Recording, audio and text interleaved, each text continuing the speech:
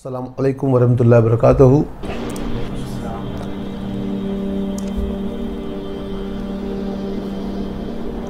कदमी हाजा अला रगबती कुल्ली वली अल्लाह।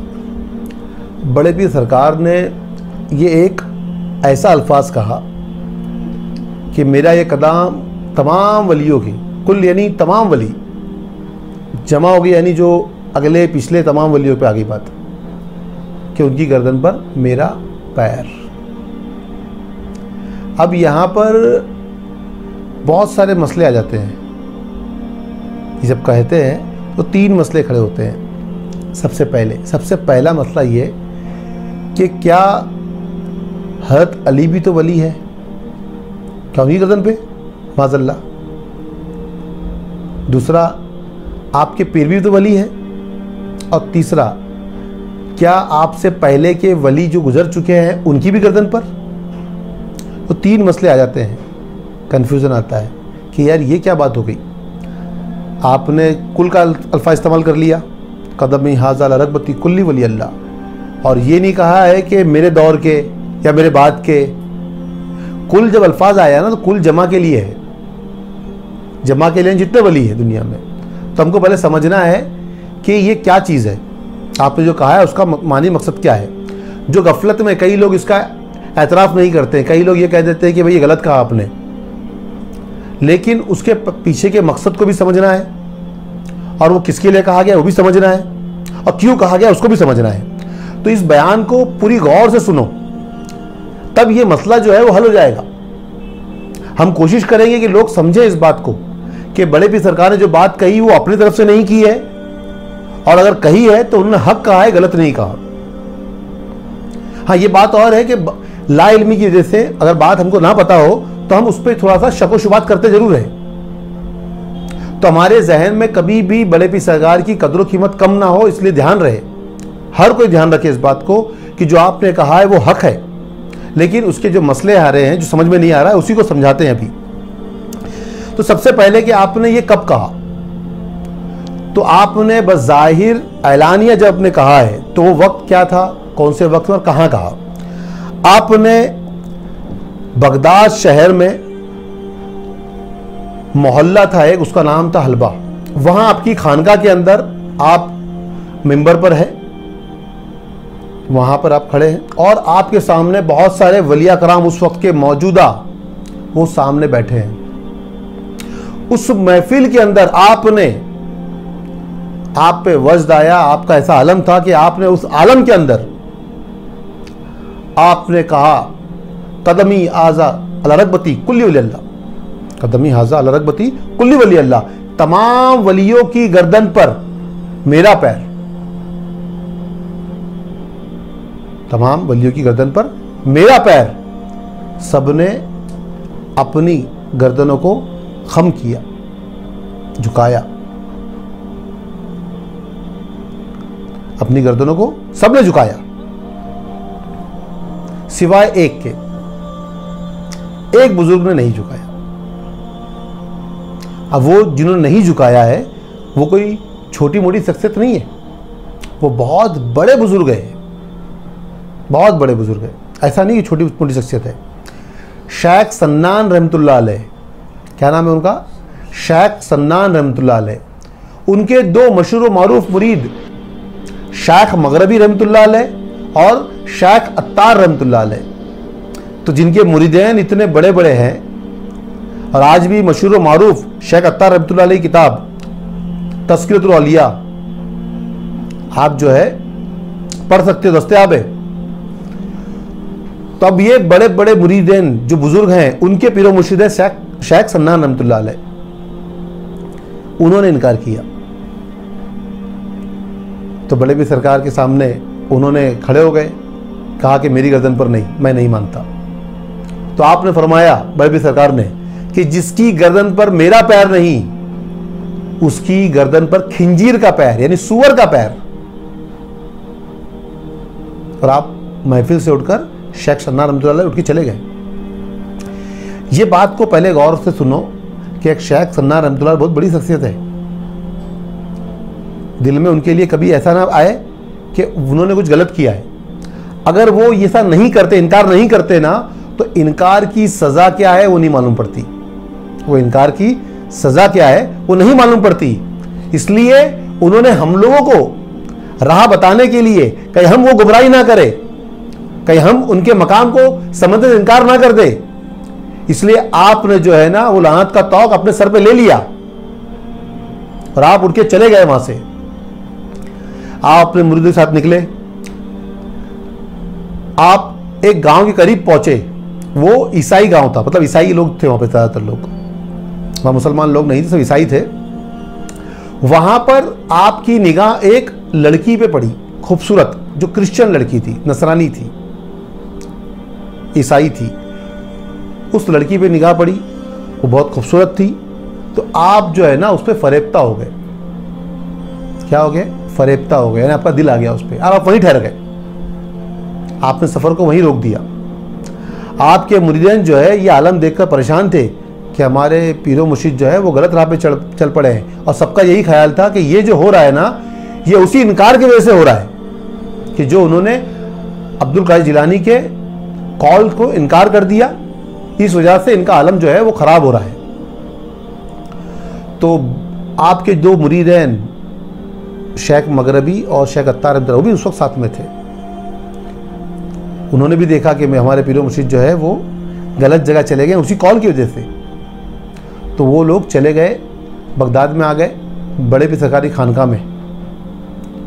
और वो आलम ऐसा था कि बड़े पीर सरकार से मिलना बहुत मुश्किल काम था। तो उनकी मिलने की गरज से शेख अत्तार रहमतुल्लाह अलैह तो वहाँ पर काम पे लग गए कि कभी तो उनसे मुलाकात हो जाएगी हमारी।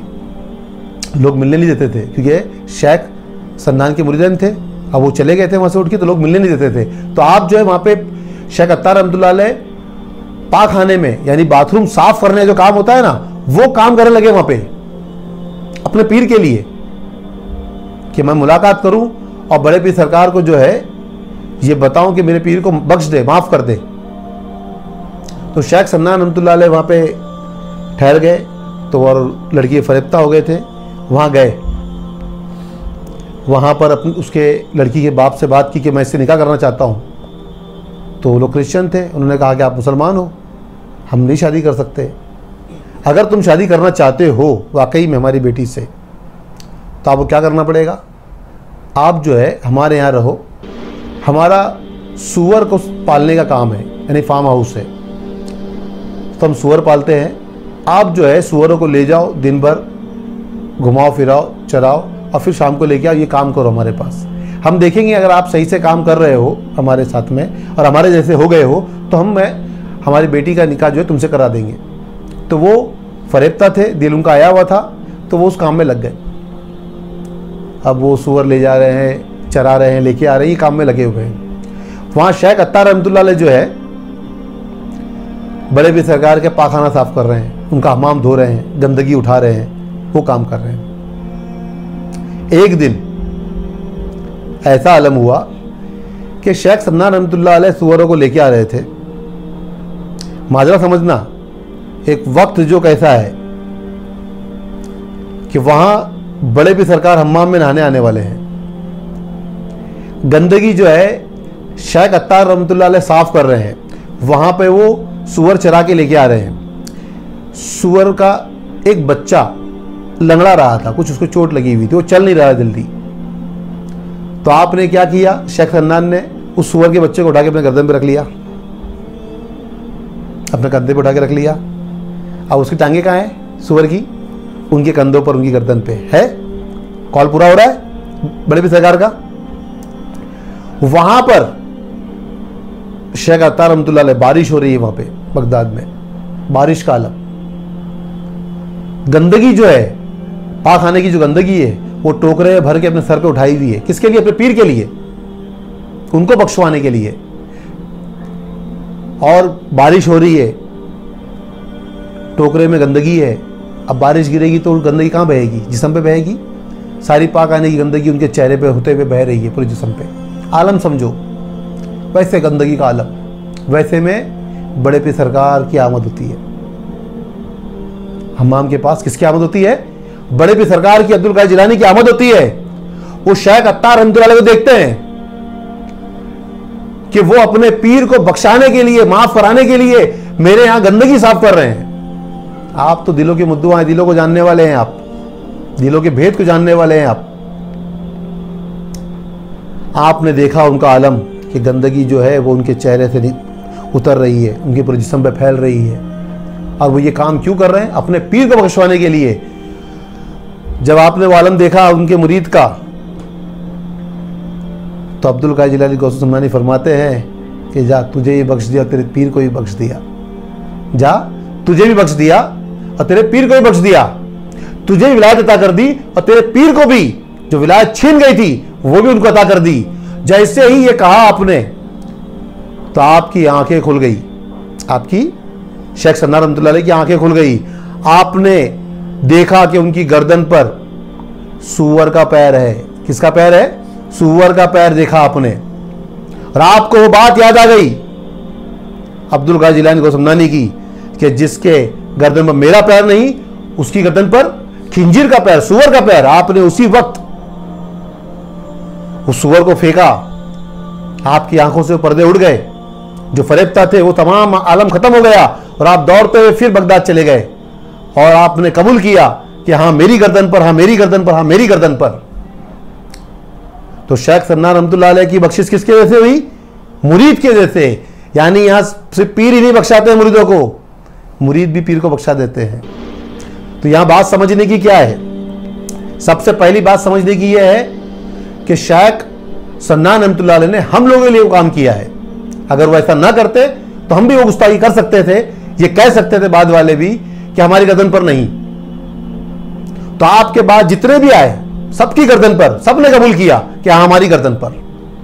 जो कबूल ना करे वो विलायत से खारिज हो जाएगा। क्यों होगा? क्या वजह है?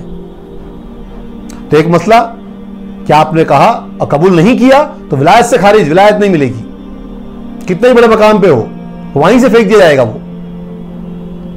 लेकिन जो मसले है कि आपके पीर भी वली है, क्या एक मुरीद अपने पीर के पैर रख सकता है? आपसे पहले बड़े बड़े वली हैं, जिन्हें बगदादी रहमतुल्लाह अलैह भी वली है, तो क्या आपके पहले जो वली थे उनकी भी गर्दन पर भी है? और हज़रत अली तो जो है वो तो उनका मकाम ही अलग, लेकिन आपको भी वली पुकारा गया है, सरकार ने खुद पुकारा है,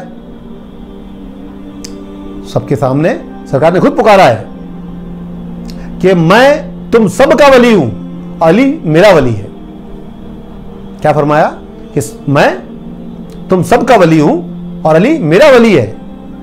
यानी मेरे बाद मेरा कर्जा जो भी चुकाना होगा वो अली चुकाएगा। तमाम हक किसके पास है? मेरे बाद अली के पास है। और अली का दुश्मन मेरा दुश्मन, अली का दोस्त उससे मोहब्बत करने वाला वो मेरा दोस्त। तो सरकार ने हज़रत अली को ही वली कहा है ना, तो क्या उनकी गर्दन पर भी माज़अल्लाह?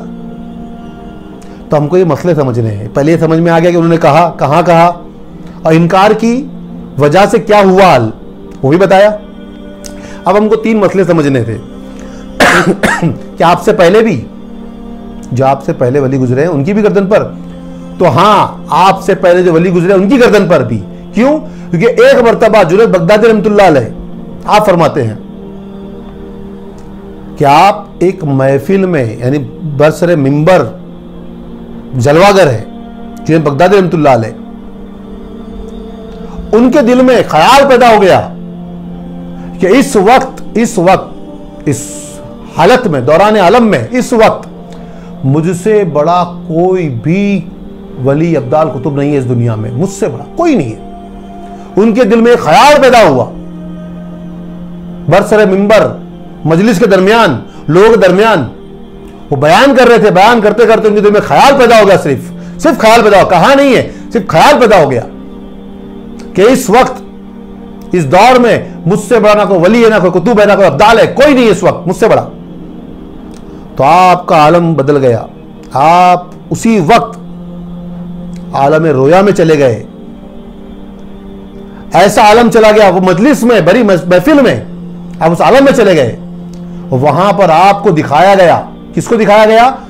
अब्दुल कादिर गौस समदानी की रूह को दिखाया गया कै जुनैद, इस वक्त ऐसा नहीं है कि तू ही मौजूद है पूरी कायनात के अंदर, सबसे बड़ा कुतुब अब्दाल, तुझसे ही बड़ा कोई है तो अब्दुल कादिर जिलानी है। ये वो है कि दुनिया में जितने वली होंगे तमाम वलियों की गर्दन पर इसका पैर होगा, इससे बड़ा कोई कुतुब अब्दाल नहीं होगा। आपने उस आलम रोया में, उस महफिल में, उस मजलिस में ही, उसी हालत में आपने अपने सर को कम कहा और कहा कि मेरी गर्दन पर, मेरी गर्दन पर, मेरी गर्दन पर।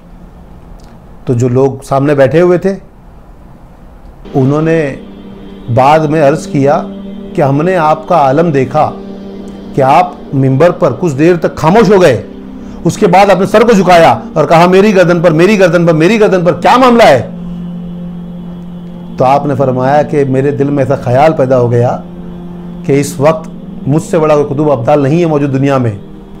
तो मुझे दिखाया गया कि जो मेरे बाद 200 साल बाद एक ऐसा वली आएगा जिसका नाम अब्दुल कादिर जिलानी होगा और वो ये ऐलान करेगा कि दुनिया के तमाम वलियों के गर्दन पर मेरा पैर है। उसको, उसकी रूह को मुझे दिखाया गया और मैंने उसको तस्लीम किया अपने गर्दन पर और अपने सर को खम किया। और उस वक्त मैंने कहा कि हाँ मेरी गर्दन पर, हाँ मेरी गर्दन पर, हाँ मेरी गर्दन पर। तो बात आ गया कि आपसे पहले पे भी हो गया। जुनैद बगदादी ने इसका ऐलान 200 साल पहले कर दिया, बराबर है। अब आपके पीरो मुर्शिद वो भी तो वली है। क्या कोई मुरीद अपने पीर की गर्दन पर पैर रख सकता है? आपके पीरो मुर्शिद हाँ अबू सईद मखजूमी रहमतुल्लाह अलैह, क्या कोई मुरीद अपने पीर की गर्दन पर पैर रख सकता है? नहीं रख सकता।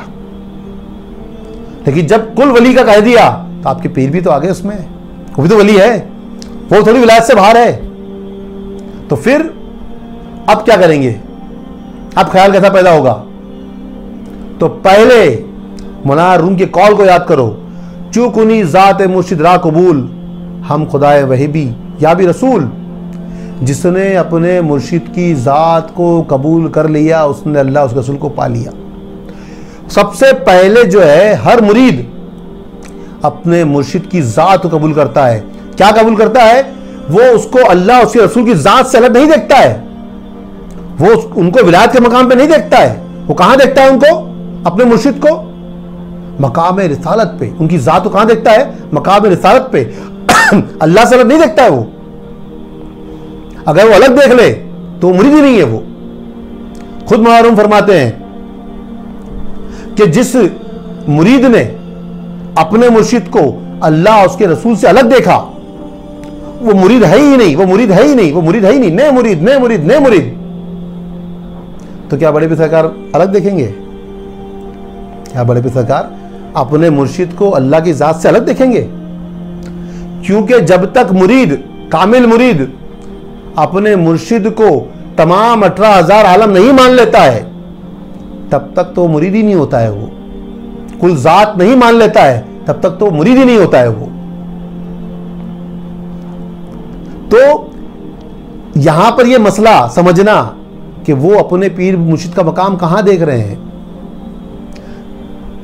अशरफ समनानी रहमतुल्लाह अलैह जो हमारे हिंदुस्तान के हैं, जो आल है, सैयद है, अब्दुल कादिर जिलानी की आल में से है। आप फरमाते हैं कि अगर मैं मकाम लाहूत तक पहुंच जाऊं या उससे भी आगे तक पहुंच जाऊं, मेरा मुकाम इतना बुलंद हो जाए कि मुझसे आगे कोई ना रहे, तब भी मेरा सर तो मेरे पीर मुर्शिद के कदमों पे ही रहेगा, उससे आगे नहीं जा सकता। तो एक मुरीद का मकाम तो वही रहेगा। कब? जब वो मान रहे हैं कि उनकी जात जो है वो अल्लाह रसूल से अलग नहीं है। तो वो अपने मुर्शिद की जात को क्या कबूल करते हैं? वो नूर मोहम्मद सल्लल्लाहु अलैहि वसल्लम कबूल करते हैं। तब जाके वो मुरीद होते हैं। मुरीद के लिए पहला मकाम ही ये है, मुरीद होने के लिए पहला मकाम ही ये है। तो यहां पर मुरीद जो है अपने मुर्शिद को सिर्फ विलायत के मकाम पे नहीं देखता है, उनका मकाम तो इतना बुलंद देखता है कि उससे पर किसी को नहीं देखता है। ये ख्वाजा बंदा नवाज गैसुद्दौला फरमाते हैं कि किसी को हमारे पीर के बढ़कर देखना तो बहुत दूर की बात है। किसी को हमारे पीर से बढ़कर देखना तो बहुत दूर की बात है। हम किसी को उनके बराबर भी नहीं मानते। वो चाहे कोई कुतुब हो, अब्दाल हो, औलिया हो, कोई भी हो, हम किसी को नहीं मानते अपने पीर से बढ़कर। क्यों कह रहे हैं वो? क्योंकि जो मकाम एक मुरीद अपने मुर्शिद को देता है वो किसी और को नहीं दे सकता। समझे? ये ख्वाजा बंदा नवाज गिरदास फरमाते हैं कि जो मकाम नबी का अपनी उम्मत में है वही मकाम मुर्शिद का अपनी कौम में अपने मुरीदों के दरमियान है। जब तक वो तस्लीम ना कर ले तब तक वो तो मुरीद ही नहीं होता। तो विलायत का मकाम तो बहुत दूर की बात है। तो दूसरा मसला समझ में आया। पहला मसला कि आपसे पहले पे भी है, दूसरा आपके पीर मुर्शिद उस पर हो नहीं सकता, क्योंकि मुरीद अपने पीर को क्या मानता है? सिर्फ वली नहीं मानता है, वो तो कुछ और ही देख रहा है। चूक उन्हें जाते मुर्शिद रा कबूल, जिसने अपने मुर्शिद जात को कबूल कर लिया उसने अल्लाह उसके रसूल को पा लिया, जात को तस्लीम कर लिया। अब तीसरा बड़ा मसला मौला अली कायनात वाला, उसको बयान करने से पहले हम एक चीज को बयान करते हैं कि ये बात बड़े किसी ने कही क्यों। तीसरा मसला बयान करने से पहले एक बात बयान कर देते हैं ताकि समझ में आए कि कहा क्यों। कहने की वजह होनी चाहिए ना भाई, क्यों कहा? ऐसी कह दिया क्या? अगर उसमें हुक्म रब्बी, अल्लाह का हुक्म, उसके नबी का हुक्म अगर शामिल ना हो तो वो तो बात ही गलत हो जाएगी ना। अल्लाह के हुक्म बिना अपनी मर्जी से अपनी नफ्स के लिए कहा अगर तो बात गलत हो जाएगी। ये बात कब कबूल होगी? जब इसमें अल्लाह उसके रसूल का हुक्म भी शामिल है।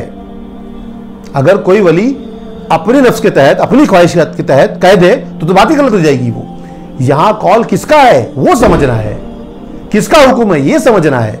अगर हमने वो चीज को नहीं समझा तो बात ही गलत हो जाएगी। हाँ, बात सही थोड़ी रहेगी फिर। तब इस बात को समझना है। कैसे समझेंगे हम?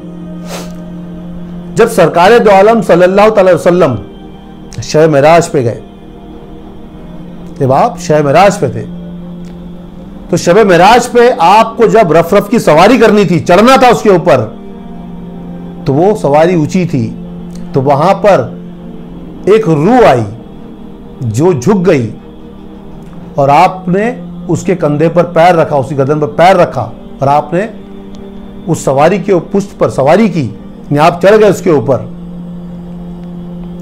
तो सरकार ने पूछा कि तुम कौन हो? तो जब अब्दुल कादिर जिलानी रूहानी लिबास में थे, आपने वहां पर अर्ज किया कि मैं आपकी औलादों में, आपकी नस्लों में पैदा होने वाला, आपके बाद पैदा होने वाला अब्दुल कादिर जिलानी हूं। कहा आपने फरमाया कि आज तेरी गर्दन पर मेरा पैर है, आज तेरी गर्दन पर मेरा पैर है और दुनिया के तमाम वलियों की गर्दन पर तेरा पैर होगा। तो ये अपनी मर्जी से कहा हुआ नहीं है, ये कॉल किसका है? हमारे नबी का कॉल है। उनके कॉल को हम क्या करेंगे? अपने सर पे तस्लीम करेंगे।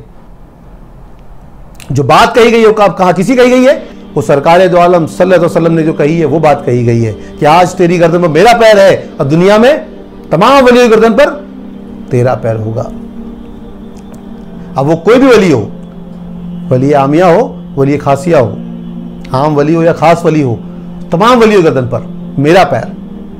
उसी कौल की वजह से हम उस गर्दन को क्या करेंगे, उस पैर को क्या करेंगे? अपनी गर्दन पे कबूल करेंगे। इसमें अल्लाह उसके रसूल का कौल शामिल है। तो क्यों कहा? समझ में आया? एक मसला। दूसरा और मसला, जैसे सरकार दो आलम सल्लल्लाहु अलैहि वसल्लम शब मेराज में गए, कहां गए? मस्जिद अक्सा में। तो अल्लाह को दीदार करना था अपने महबूब का और अपना दीदार कराना था, तो उनको मस्जिद अक्सा लेकर क्यों गए? क्या वजह वहां ले जाने की?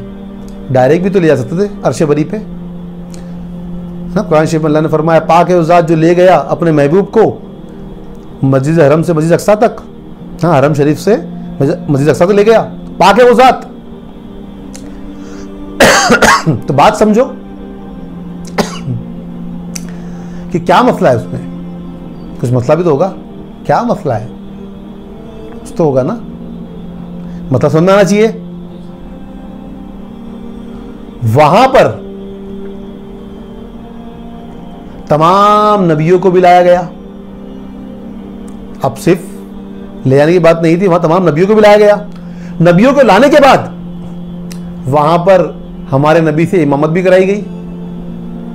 तो वहां पर इमामत क्यों कराई गई? उन लोगों के आगे सरकार सल्लम को आगे क्यों खड़ा रखा गया? वो तमाम के तमाम 1,24,000 पैगंबर रसूल जितने भी है वो भी समझ ले, या उनके मानने वाले जो दुनिया में है वो भी जान ले कि तमाम नबियों के सरदार अगर कोई है, इमाम अगर कोई है, तो हमारे नबी खत्म रिसालत मोहम्मद मुस्तफा सल्लल्लाहु अलैहि वसल्लम वो तमाम नबियों के इमाम है, सरदार है। वो सब के सब जान ले, सबके सब जान ले, मान ले कि अगर कोई तमाम नबियों के सरदार है, रसूलों के सरदार है, मुरसलीन के सरदार है, तो वो मोहम्मद मुस्तफा सल्लल्लाहु अलैहि वसल्लम है। उसी को बताने के लिए मस्जिद अक्सा में तमाम 1,24,000 पैगंबर जो कमो बेश है उनकी इमामत हमारे नबी ने की और अल्लाह ने वहां पे करवाई, ताकि तमाम मखलूक जान ले कि तमाम नबियों के सरदार, तमाम रहबरों के रहबर, तमाम नबियों के मुरसलीन कौन है? तो वो है मोहम्मद मुस्तफ़ा सल्लल्लाहु अलैहि वसल्लम। तो जैसे वहां शब महराज में बताया गया कि तमाम नबियों के सरदार कौन है, उसी तरीके से जब कहा बड़े भी सरकार अब्दुल कादिर जिलानी गौसमनानी ने कदमी हाजा अला रगबती कुल्ली वलिल्लाह, तमाम वलियों के गर्दन मेरा पैर है, तो यहां पर भी यही बताना मकसद है।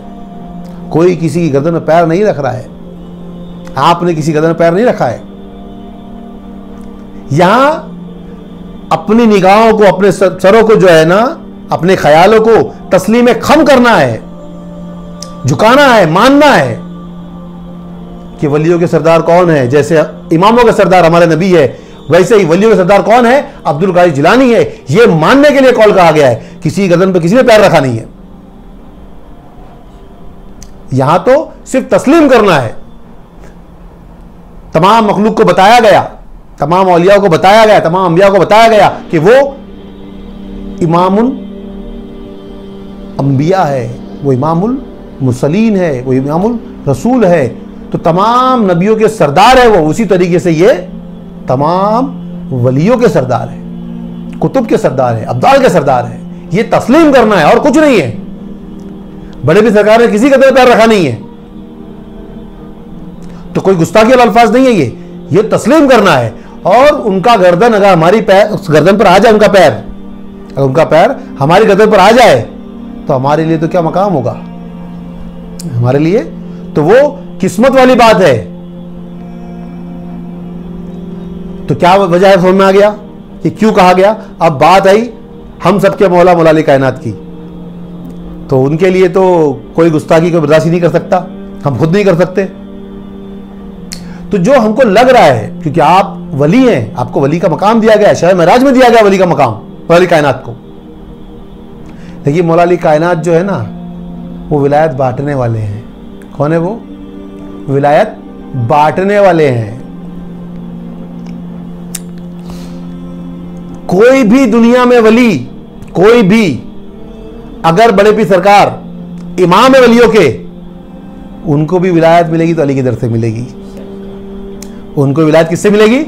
अली की दर से मिलेगी। और अली के सामने तो बड़े से बड़े कुतुब और वली भी जो होंगे ना, वलियों के सरदार भी होंगे, वो भी अपना सर जो कदमों पर रख देंगे। तो अली का मकाम जो है, उस मकाम तक कोई नहीं पहुंच सकता, क्योंकि आप सिर्फ वली नहीं, आप सहाबी भी है, आप नायब रसूल भी है, आप दामाद पैगंबर भी है। और तमाम कायनात के अंदर जो इल्म जिसको मिल रहा है, जो भी इल्म जो मिल रहा है, जो अता हो रहा है, किससे अता हो रहा है? मौला अली कायनात से हो रहा है। अना मदीनतुल इल्म वली बाबूहा। सरकार ने फरमाया कि मैं इल्म का शहर हूं और अली उसके दरवाजा है। अगर किसी को इल्म हासिल करना है तो अली से आओ, उसी दरवाजे से आओ। अली को छोड़कर कुछ नहीं मिलेगा। विलायत हो, इमामत हो, कुछ भी मिले, कोई भी मकाम मिले, किससे मिलेगा? अली से मिलेगा। तो बड़े पीर सरकार को भी अगर विलायत मिली है तो किसकी दर से मिलेगी? अली की दर से मिलेगी। वो भी अपने सर को जो है मौला अली कायनात के कदमों पे, उनके चौखट पर झुकाएंगे। वो ये नहीं कहेंगे कि अली के गर्दन पर, ये माज़अल्लाह, ये तो गलत बात है, सोची गलत है। कि वहां पर वो विलायत बांटने वाले हैं। वो क्या करने वाले हैं? विलायत बांटने वाले हैं। अगर विलायत मिलती है किसी को तो वो अली से मिलती है, अगर कोई वली बनता है तो वो अली से बनता है। बगैर अली के कोई वली हो ही नहीं सकता, बगैर अली के कोई वली ही नहीं हो सकता, तो बात ही खत्म हो गई। अगर कोई वली बन रहा है तो वो अली के दर से बन रहा है, अली को छोड़ दे तो कोई वली नहीं, कोई अली को छोड़ दे तो वली ही नहीं, वो बगैर अली के कोई वली ही नहीं होता। तो बड़े पीर सरकार खुद वहां सरकम करेंगे, तो इसमें उनका शुमार आएगा ही नहीं, इसमें उनका शुमार आ ही नहीं सकता, क्योंकि वो सहाबी भी है, वो सहाबी है ना। उम्मत के वली बनाया, क्या वली, विलायत का मतलब क्या है, क्या वली? आप उम्मत के रहबर है, उम्मत को राय रास्त पे रखने वाले हैं। अली जो है कौन है? अली वो है जो उम्मत को राय रास्त पे रखते हैं हर दौर में। जो अली से जुड़ गया वो राय रास्त पे है, जो अली को छोड़ दे वो गुमराह हो जाए। तो आपका मकाम तो बहुत बुलंद है, आप तो सहाबी है। आप क्या है? आप सहाबी है। और आप किसके वली हैं? आप वली जो है वो अल्लाह उसके रसूल के वली है, अल्लाह उसके रसूल के वली, उन्होंने उनको वली बनाया है। और आपका मकाम विलायत का, जो वली विलायत का है, वो विलायत बांटने वाला मकाम है। आप लोगों को विलायत बांटते हैं, आपके दर से विलायत लोगों को मिलती है। उस दर पे कोई पहुंचता है तो उन्हीं चौखट की वजह से पहुंचता है, ऐसे कोई नहीं पहुंचता। कोई भी वली होगा दुनिया का, बड़े ही अब्दुल कादिर जिलानी हो, गरीब नवाज हो, इमाम हसन हो, इमाम हुसैन हो, हर कोई ये कहेंगे कि जो भी अता होगा हमको अली से होगा। ये सरकार ने खुद फरमाया ना, अना मदीनतुल इल्म वली बाबूहा, मैं इल्म का शहर हूं, अली उसके दरवाजे हैं। तो वो ही दरवाजे से सबको अता होता है और कहीं से कुछ अता नहीं होता। तो आपका किसी का भी अगर गुमान है कि बड़े पीर सरकार ने उनको वली गिना है आप वली है बेशक, लेकिन वली अता करने वाले हैं आप। विलायत आपके पास है तो आप, अगर बड़े पीर सरकार वलियों के इमाम और सरदार है तो मौला अली कायनात विलायत में बादशाह है, सरदार है, शहंशाह है, उनके आसपास भी कोई नहीं है, सब कुछ अता करने वाले वो है। विलायत बांटने का हक भी अगर कोई देगा बड़े पीर सरकार को तो वो अली ही देंगे और कोई नहीं दे सकता। जैसे कहते हैं ना कि वो चोर को वली बना दिया, इसको वली बना दिया, उसको वली बना दिया, सबको बना सकते हैं वो, लेकिन कब तक? जब तक वो मकाम मौला अली कायनात उनको अता करे, वरना वो भी नहीं अता कर सकते किसी को, क्योंकि विलायत उन्हीं की चौखट से मिलती है, अली की चौखट से सबको अता होता है। तो ये गुमान जो है तीनों चीज़ के, वो गुमान को हमने लोगों में क्लियर किया, बताया। अब आप इसको तस्लीम करो। बड़े पीर सरकार ने अगर वो बात कही है तो सरकार दो आलम सल्लल्लाहु अलैहि वसल्लम का कौल पूरा किया है, और ये बताने के लिए कि वो सिर्फ और सिर्फ कायनात में तमाम वलियों के सरदार हैं, तमाम वलियों के सरदार है, और तमाम वली जो है वो अली के पास ही जाएंगे, कहीं और नहीं जाएंगे। तमाम वली, वो सरदार हो या गुलाम हो, वो वलियों के गुलाम हो या वलियों के सरदार हो, वो सब कहां जाएंगे? वो अली के पास ही जाएंगे, क्योंकि अली से अगर अलग हुए तो कुछ हासिल नहीं होता। तो तमाम वली हो या वली के सरदार हो, सबके ऊपर अली है, अली के ऊपर कोई नहीं। सब सरकार दो आलम सबके पास अली ही ले जाएंगे हम लोगों को, उनसे बढ़कर कोई नहीं रहेगा। तो अब समझो इस बात को, और अपने गौरव फिक्र में जो भी गुस्ताखियां ना अगर अल्फाज आ रहे हो या ख्यालात अलग आ रहे हो तो उसको दूर करो। और ये तमाम तीन मसलों का जो है हमने तुमको हल बता दिया, और बड़े पीर सरकार ने जो कॉल किया है तो क्यों कहा वो भी बता दिया। तो मैं इस बात को यहीं पे ख़त्म करता हूँ, इस उम्मीद के साथ कि हम सबके दिलों में बड़े पीर सरकार अब्दुल कादिर जिलानी की इस बयान सुनने के बाद उनकी मोहब्बत और ज़्यादा बढ़ेगी हम लोगों में, और उनका मर्तबा हमारे दिल में और ज़्यादा बढ़ेगा।